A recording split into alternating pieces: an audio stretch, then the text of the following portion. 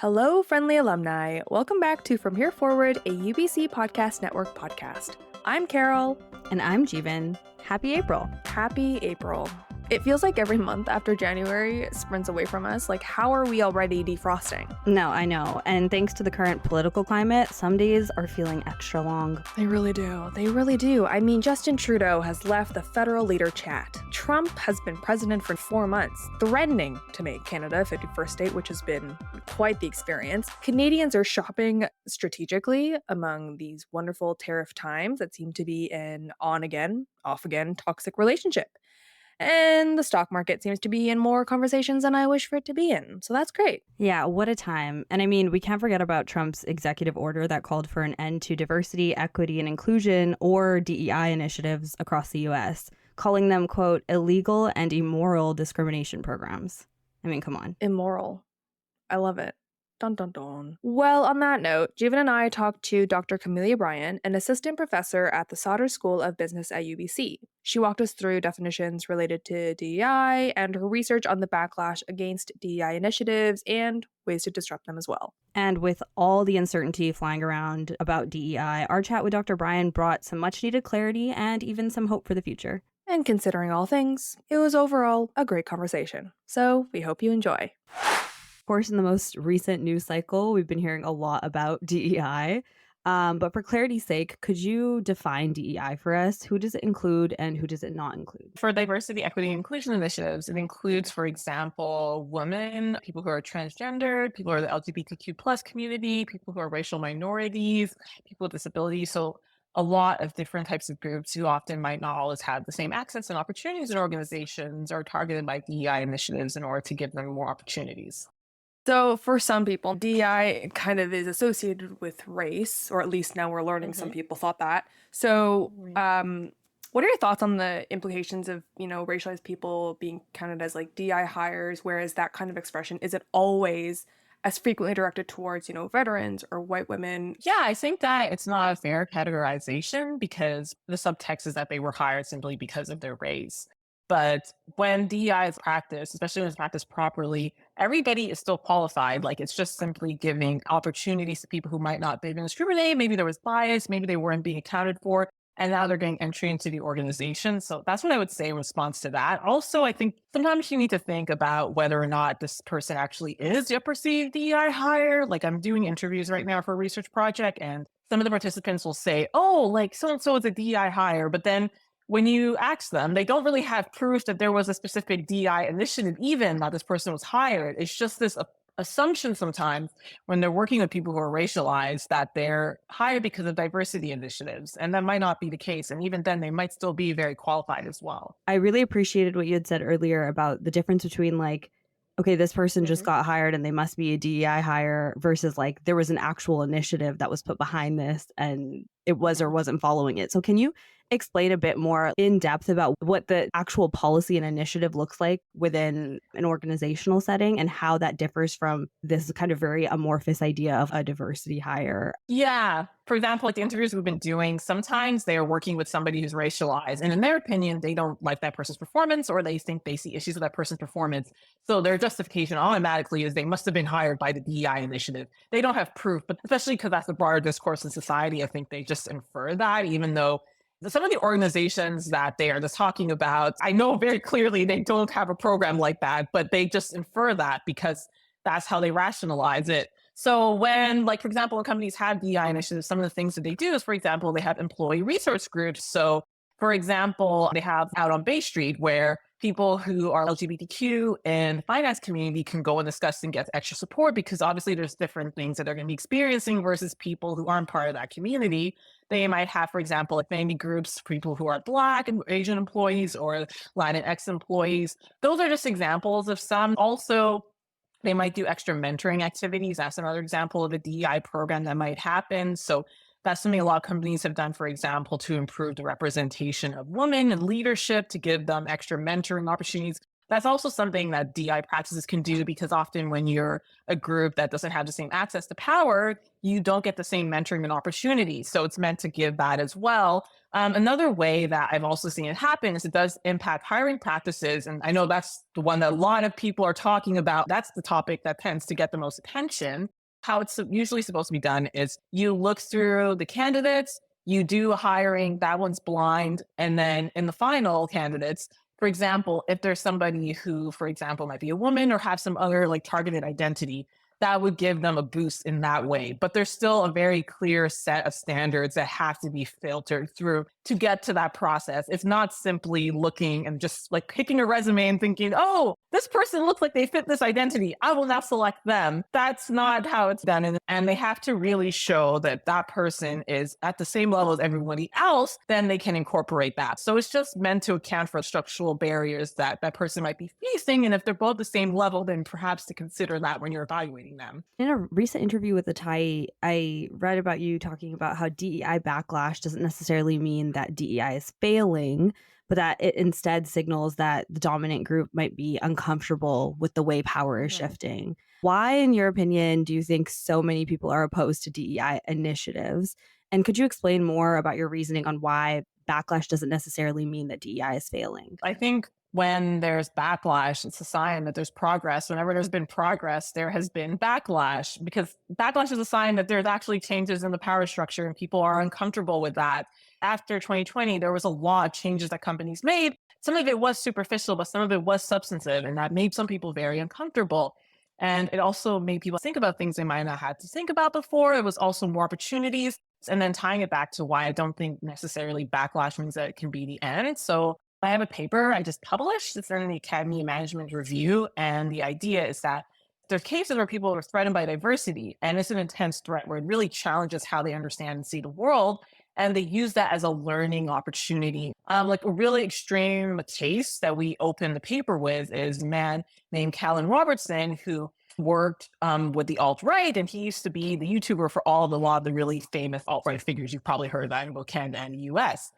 It's very opposed to DEI, he found diversity very like threatening, but eventually he actually experienced a threat that was just so severe, and it challenged how he was experiencing his understanding of the world. And now he actually leads a whole organization to de-radicalize people. So that's a complete change.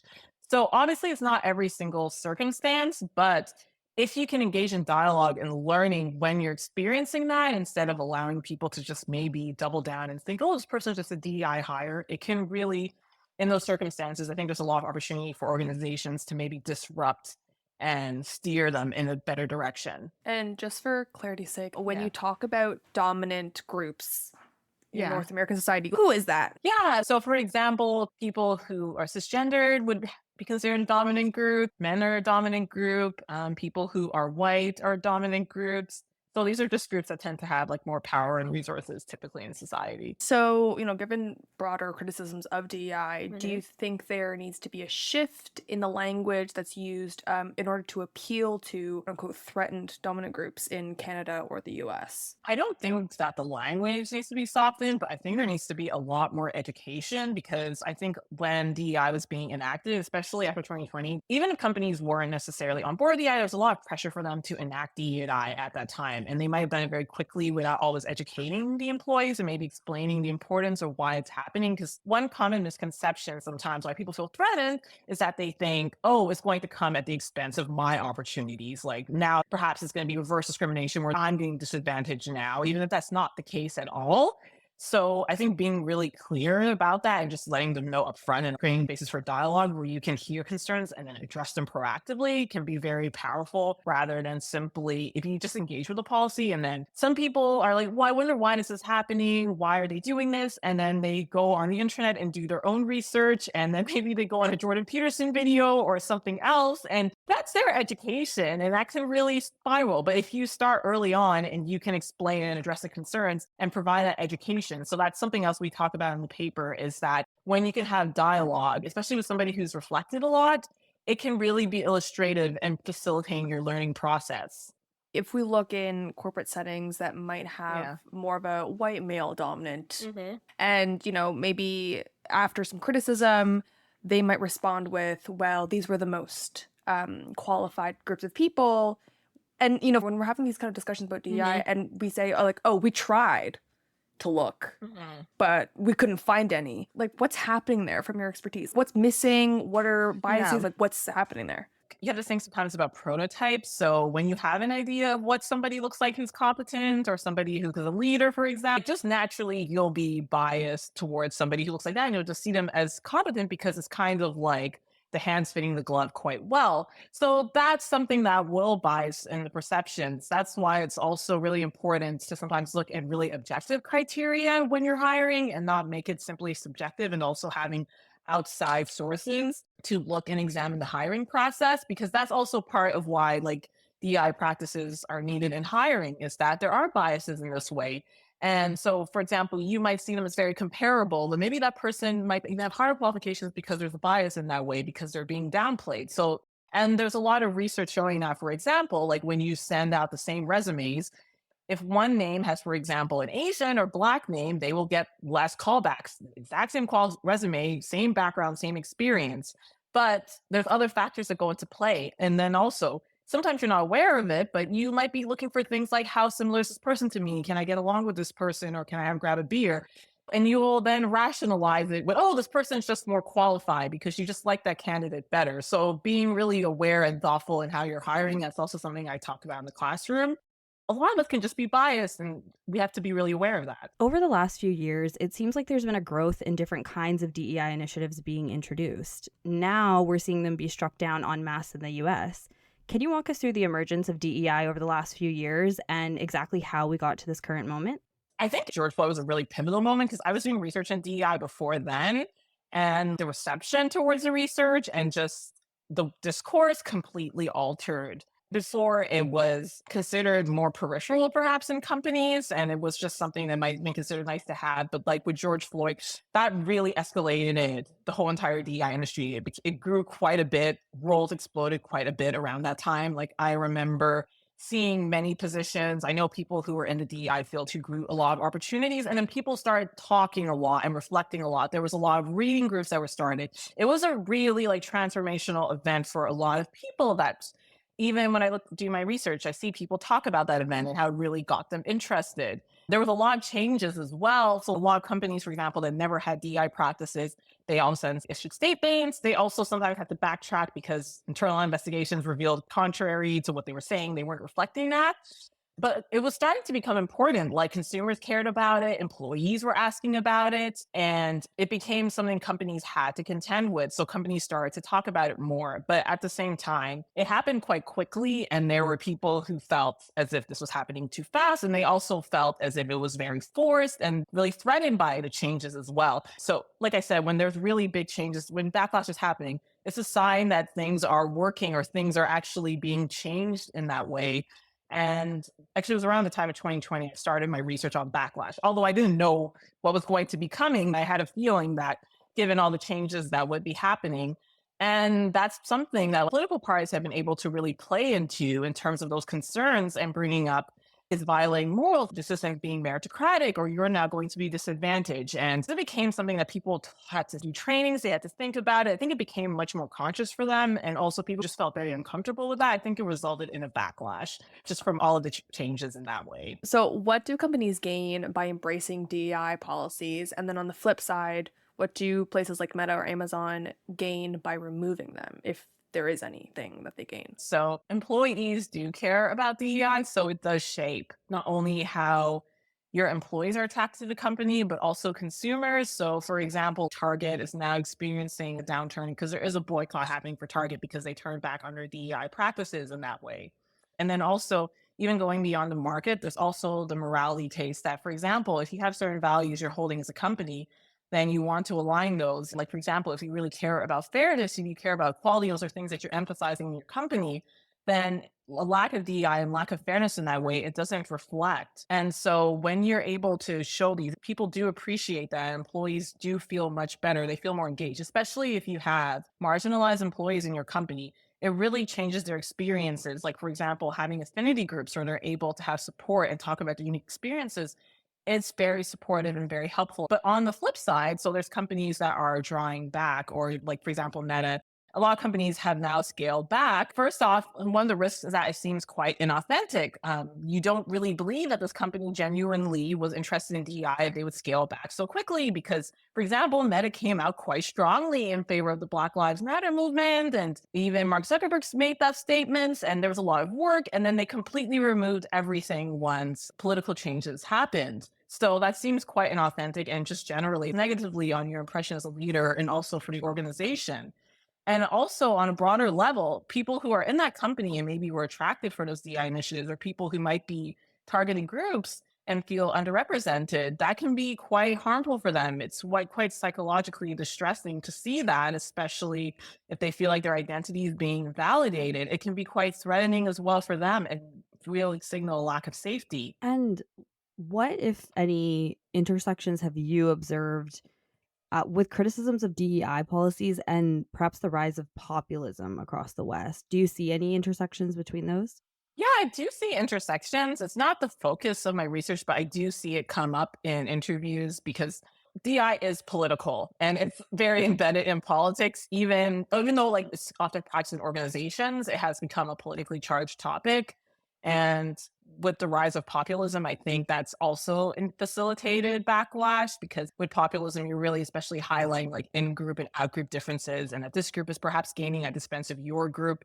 And when people perceive that another group is starting to get advantages, it's something that can really be leveraged in order to rally support. And it gets displaced sometimes that this group is the reason that I am not moving up or ahead, even if that's not necessarily the case. And there's actually a lot of other factors.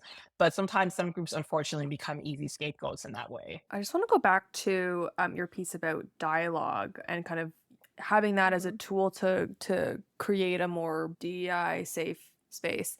I'm just curious, like I have coworkers who are not necessarily open to talking about DEI related things, but I would love to facilitate these things, but they're just not as reflective.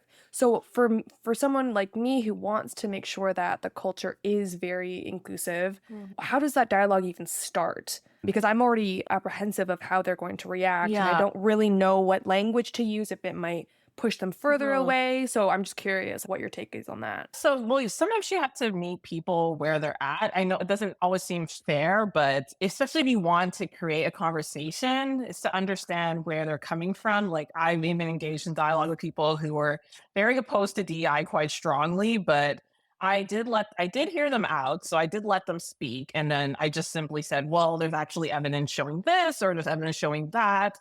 And some of the things they said would be quite harmful and could be really upsetting, but I saw it as they're just misinformed. But the important part is that they wanted to engage in dialogue. I think they were very surprised I was willing to engage in dialogue because I think sometimes people hear that, like, oh, I research DEI, they just assume like I wouldn't be open to discussing or debating, but I'm very open to doing that. I really take it seriously to be researching DEI, and I thought about this a lot on both sides of the issue. And I think doing that, as we were talking, it did start to make them realize that maybe there were certain things they didn't know about, or there were some assurance that they were having as well. But honestly, that does take a lot of labor. So the other important part I also want to just bring up, because that was something I think sometimes people misperceive, it doesn't always have to be on the onus of the target of the DEI initiative to engage in the dialogue. So there is a lot of ways that you can do learning with members of your own group. Like, for example, I am cisgendered, but I can still talk about transgendered issues with other people I know who are cisgendered and reflect on that and discuss about that and gender roles in ways that they might not have reflected. And that was something else I want to just bring up, because sometimes when people hear about dialogue, the idea is, oh, you're creating all this emotional labor but in some cases, they can actually feel they can speak more openly. And if that person can really listen to them and correct it, it can be a really safe space in that way. So I think those are ways that you can do that. But it's important, I think, first to have safety where you can both actually be vulnerable and actually say what you're truly thinking. I think that can be really tricky with DEI because it is a political topic and people are very fearful to say what they truly think. But when you hear what they truly think, you can correct it then. So if, for example, somebody just misunderstood the DEI initiative meant they couldn't get promoted, and you could just engage and correct that, that could go a really long way than them just continuing to oppose it and perhaps not wanting to help people they perceive as being hired at DEI initiatives. So that's also why I emphasize it's important early on to provide the context, explanation, and understanding, and also to show that it's something the organization is doing together, and we all have a role to play in this. It's not just one group. I'm curious if there are any common questions that come up when you're teaching about DEI. Are there things that you are surprised that come up, or gaps in knowledge that kind of reveal like a broader sort of perception of DEI? Sometimes even when I'm not teaching about DEI, because it's known that I research DEI, so someone might just be curious and ask me questions. I think because it's coming out of the media, it starts to become something that people think about. And I sometimes have to explain that it's not just hiring somebody based off of your race or your gender, like maybe the way the media would portray it. It's more just accounting for that towards the end of the hiring process. Also, I think a lot of people maybe don't understand why there is a DEI initiative. Context is really important in understanding why these initiatives exist, because if you just assume everyone starts at the same playing field, you might just think this is really unfair. Like, why would you give something extra to one group? But I think understanding the context and then understanding societal structures, I think that helps provide a lot of understanding then for why these things will happen and perhaps certain setbacks that other groups might be facing, and that not each group is experiencing the same starting point in society. Before we wrap up, do you have anything that you want to bring up that we didn't ask you about related to this topic? Well, yeah, if you're really interested in learning more about backlash against DEI and the whole learning process, I have the paper. It's called Beyond Backlash. And if you go on Google Scholar, you can read it and it will have a whole explanation of this process. Especially, we have a really detailed explanation about how the conditions for this dialogue, and also what are structures in the organization that can also help facilitate this dialogue. Because obviously, you can't force people to have conversations, but creating structures where people can talk about diversity more freely can really help in that way. Amazing. Well, thank you so much for your time. I really Yes, thank you. appreciate it. So, fellow DEI hire, what did you think of that combo? Nice. Well, in the current storm that is geopolitics, it was nice to get some clarity on what DEI actually is. With everything flying around in the news, it's really easy to lose track of the facts. I mean, since the executive order was introduced, companies like Target, Google, Amazon, and countless others have publicly rolled back their DEI goals and initiatives. It's kind of scary to watch. But Costco stood their ground, and we love to see that. We love Costco. Well, in reality, DEI initiatives are intended to address and correct discriminatory policies or practices that might be found in a company. DEI goes way back. It has roots in the 1960s anti-discrimination movement in the US, when laws like the Equal Pay Act of 1963 and others address labor issues based on protected classes. It seems like every DEI initiative is different, but overall, experts say the goal is to make sure companies and leaders examine the way their company treats marginalized groups. And that was my TED Talk. I'm done now, I promise. What do you think, Carol? I have no notes. And like you said, it's nice to talk to an expert in facts when there's a lot of emotional responses around this apparently controversial topic from both sides of the spectrum. So thanks everyone for listening. Make sure you catch our next episode by subscribing or following our show on Spotify, Apple, or wherever you get your podcasts. And if you're feeling your feels, please drop us a review. You can find me on Blue Sky at Carol Eugene Park. And me on Twitter at Jeevan K. Sangha. From Here Forward is an alumni UBC podcast produced by Podium Podcast Company.